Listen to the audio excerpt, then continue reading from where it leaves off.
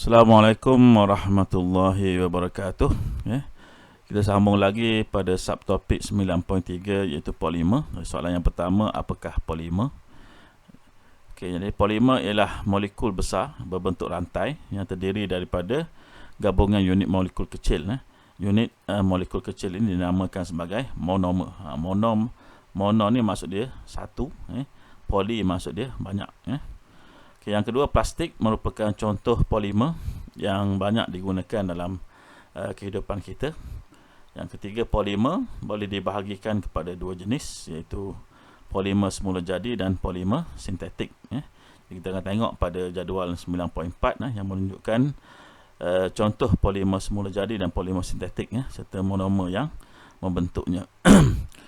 Okey, jadi jenis polimer terbahagi kepada dua. Yang pertama, kita ada polimer semula jadi, iaitu polimer yang wujud secara semula jadi dihasilkan daripada benda hidup. Yang kedua, kita ada polimer sintetik, iaitu polimer buatan manusia dihasilkan daripada bahan kimia. Jadi contoh untuk polimer semula jadi, kita ada protein, contohnya telur.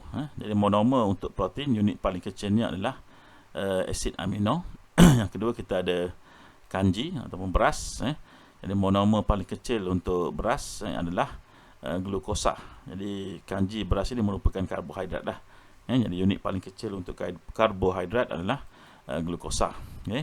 Selanjutnya kita ada selulosa. Selulosa juga merupakan karbohidrat.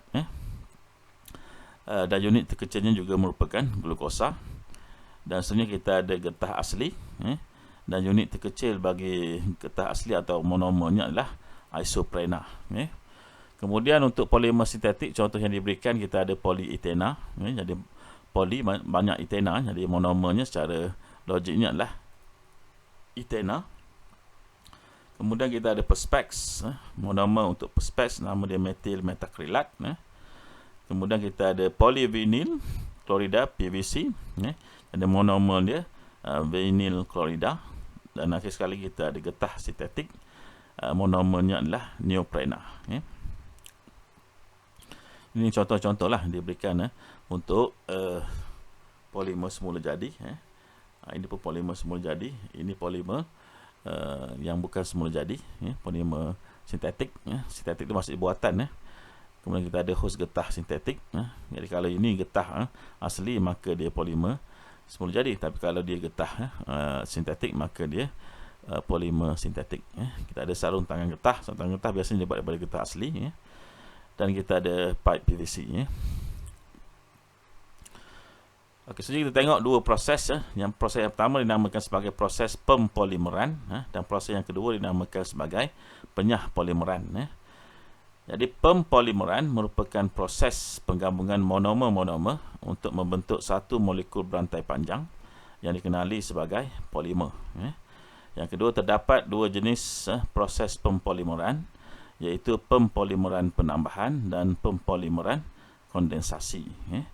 Yang ketiga, pempolimeran penambahan merupakan proses pempolimeran apabila monomer digabungkan untuk membentuk polimer tanpa hasil sampingan seperti air.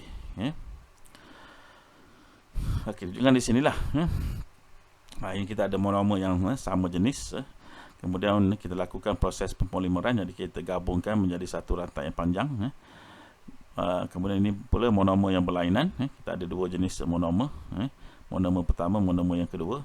Kemudian kita lakukan proses pempolimeran, jadi kita gabungkan dua bahan ini, dua unsur ini dalam satu rantai polimer. Dan di sini kita ada input ekstra. Pempolimeran kondensasi ialah proses penggabungan monomer tanpa ikatan ganda dua antara dua atom karbon. Pempolimeran kondensasi menghasilkan bahan sampingan seperti air.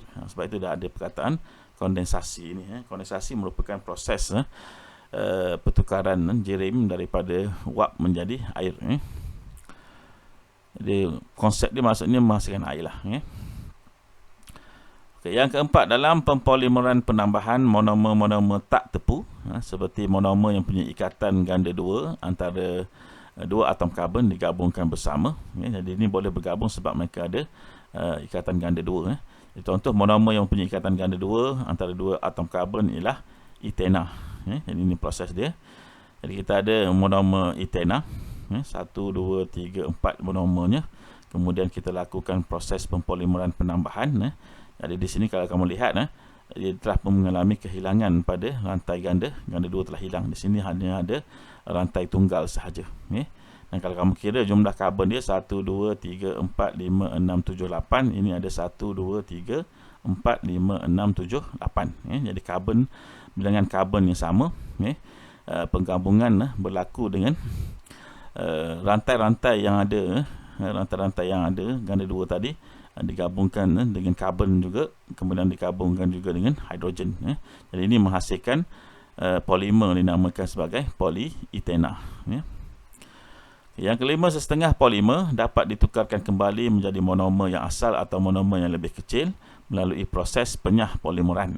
Seperti tunjukkan dalam darjah 9.15 ni lah.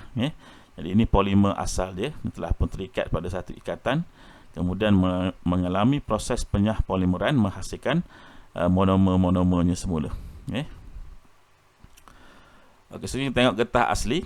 Jadi getah asli ialah polimer semula jadi yang diperolehi daripada pokok getah, dan monomer bagi getah asli ialah isoprena. Jadi kamu kena ingatlah ni, monomer untuk getah asli adalah isoprena. Jadi ciri-ciri getah asli adalah seperti berikut. Yang pertama, bersifat kenyal. Kenyal maksudnya kalau kita tarik dia boleh balik semula pada panjang asal dia. Kemudian dia lembut, melekit apabila dipanaskan, tidak tahan haba, takat lebur dia rendah, tidak telap udara, merupakan penebat elektrik yang baik, tidak mengkondaksikan haba atau penebat haba. Yang keempat, ciri-ciri getah asli boleh berubah berdasarkan keadaan-keadaan seperti berikut. Yang pertama, asid bertindak ke atas lateks. Jadi bila asid bertindak ke atas lateks, dia akan menghasilkan penggumpalan. Yang kedua, alkali bertindak ke atas lateks. Ini boleh menyebabkan susu getah kekal dalam keadaan cair, tidak berlaku penggumpalan. Dan yang ketiga, penambahan sulfur ke atas getah tersebut yang dinamakan sebagai pemvalkenan. Sekarang kita tengok tindakan asid ke atas lateks. Jadi yang pertama, polimer getah yang berantai diselaputi lapisan membran protein yang bercas negatif pada permukaan luarnya. Jadi hal ini menjadikan zarah getah bercas negatif. Jadi ini membran ini dalamnya ada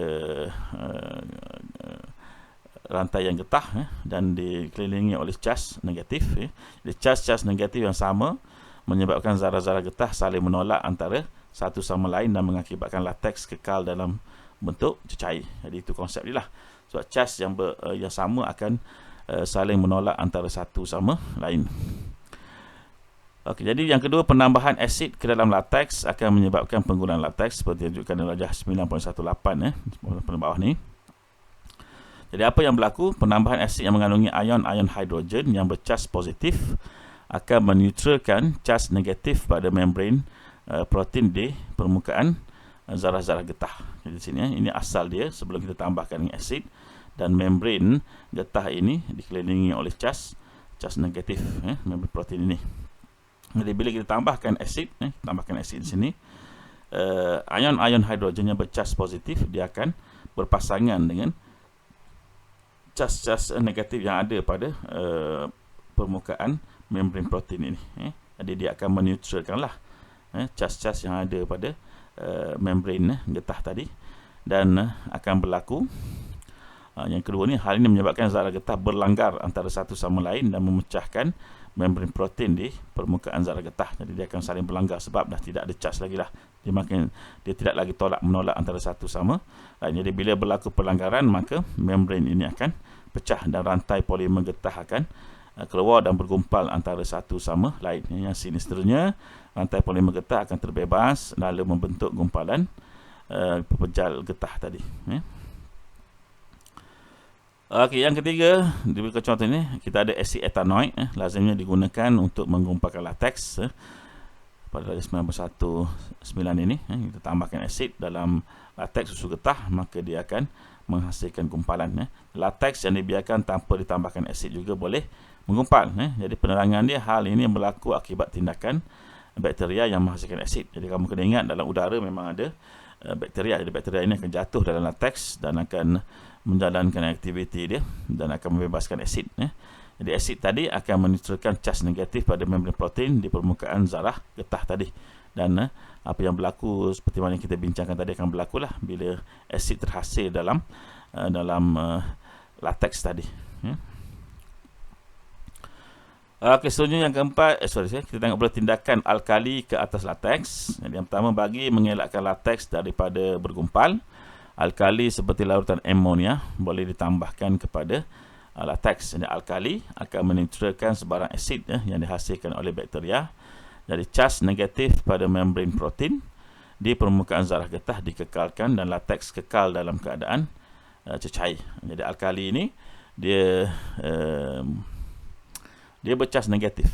Dia sama dengan cas yang ada pada membran protein getah. Jadi bila dia bercas negatif, yang pertama dia boleh menetralkan cas positif yang dihasilkan oleh asid oleh bakteria tadi, ataupun dia akan menambahkan lagi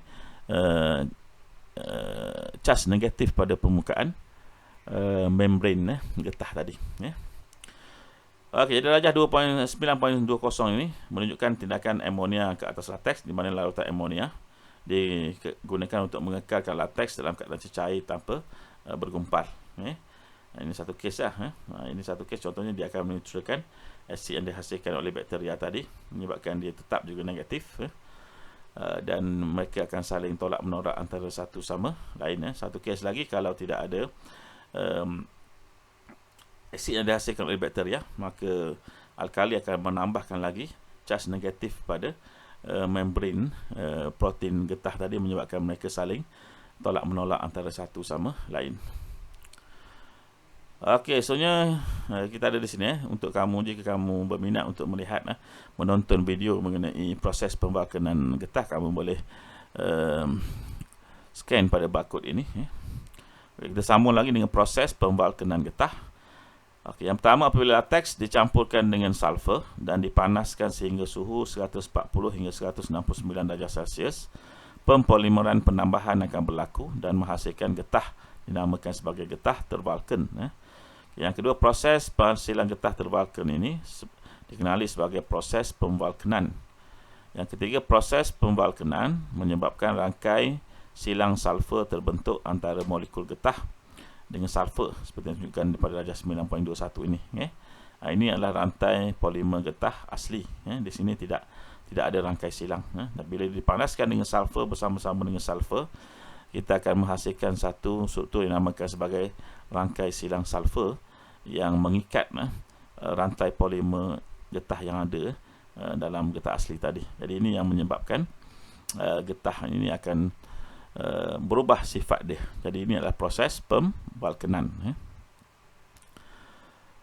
Okay, yang keempat, rangkai silang sulfur yang terbentuk antara molekul getah dengan sulfur menyebabkan rantai polimer getah tidak mudah menggelongsor antara satu sama lain.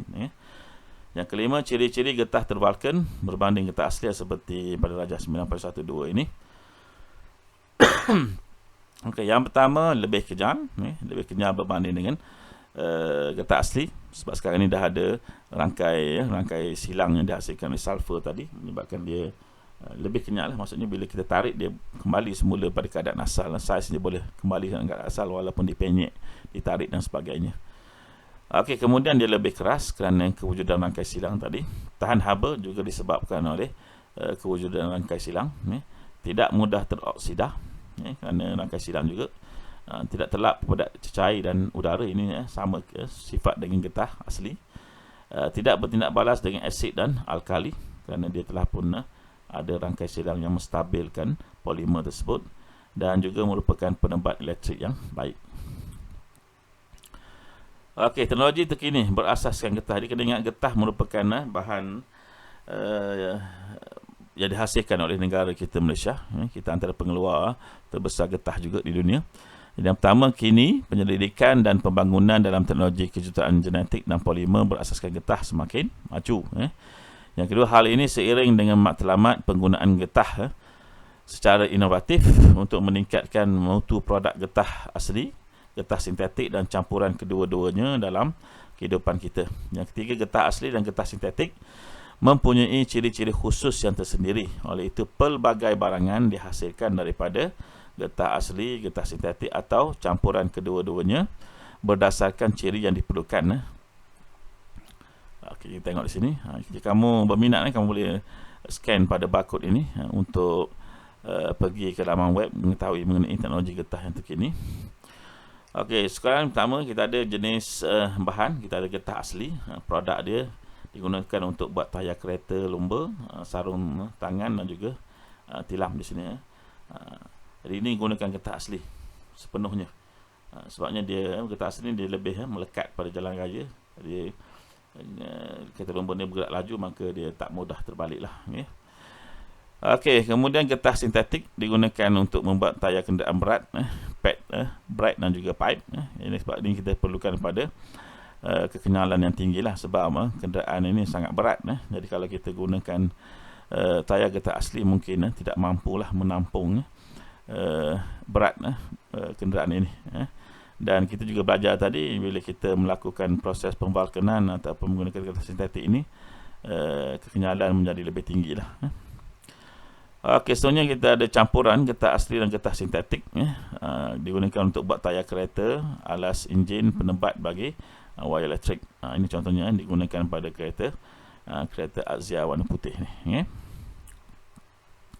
Dan sini ada soalan sport K-Bak 5. Mengapakah tayar kereta lumba menggunakan getah asli, manakala tayar kereta biasa menggunakan getah campuran asli dan sintetik? Jadi kamu boleh jawab soalan ini berdasarkan sifat-sifat yang ada pada getah asli dan juga getah sintetik lah. Yang keempat, perkembangan teknologi juga telah mengembangkan potensi industri getah. Jadi nilai produk getah asli dan getah sintetik keluaran Malaysia meningkat antara tahun 2011 hingga 2017, ditunjukkan pada rajah 9.23 ini. Jadi ini nilai dia. Bermula dari yang warna oranye ni tahun 2011, yang kuning 2012, yang hijau 2013, kemudian 2014, 2015, 2016, 2017. Di sini menunjukkan berlaku peningkatan walaupun tak ketara, tapi di sini sangat ketara lah pada tahun terakhir 2017 ini. Kalau dibandingkan dengan tahun-tahun sebelumnya, berlaku peningkatan. Dan ini pula produk getah sintetik. Getah sintetik ni kebanyakannya dibuat daripada petroleum, dan Malaysia juga antara pengeluar petroleum, maka kita juga menghasilkan getah sintetik. Ini dia punya perbandingan dia. Bermula juga daripada tahun 2019, kemudian sedikit menurun, naik semula, dan kenaikannya tak berapa ketara lah. Dan kalau kita bandingkan nilai produk untuk getah asli dan getah sintetik, di Malaysia ni kita lebih banyak kepada produk daripada getah asli. Okey, praktis 9.3.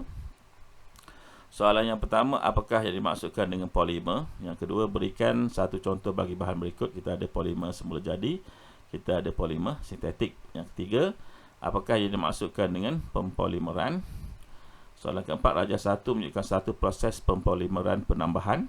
Ini dia monomer melalui pempolimeran menghasilkan polimer. Soalannya, apakah pempolimeran penambahan? Berikan satu contoh pempolimeran penambahan. Yang kelima, namakan 3 ciri getah asli. Yang keenam, terangkan proses pembalkanan getah berdasarkan rajah 2 di bawah. Ini proses pembalkanan getah. Jadi monomer digabungkan dengan sulfur dan akhirnya kita menghasilkan rangkai silang, di mana atom sulfur ini dia mengikat polimer-polimer getah tersebut. Okey, jadi kita berhenti di sini. Cikgu akan berikan soalan dalam bentuk Google Form untuk kamu jawab. Assalamualaikum warahmatullahi wabarakatuh.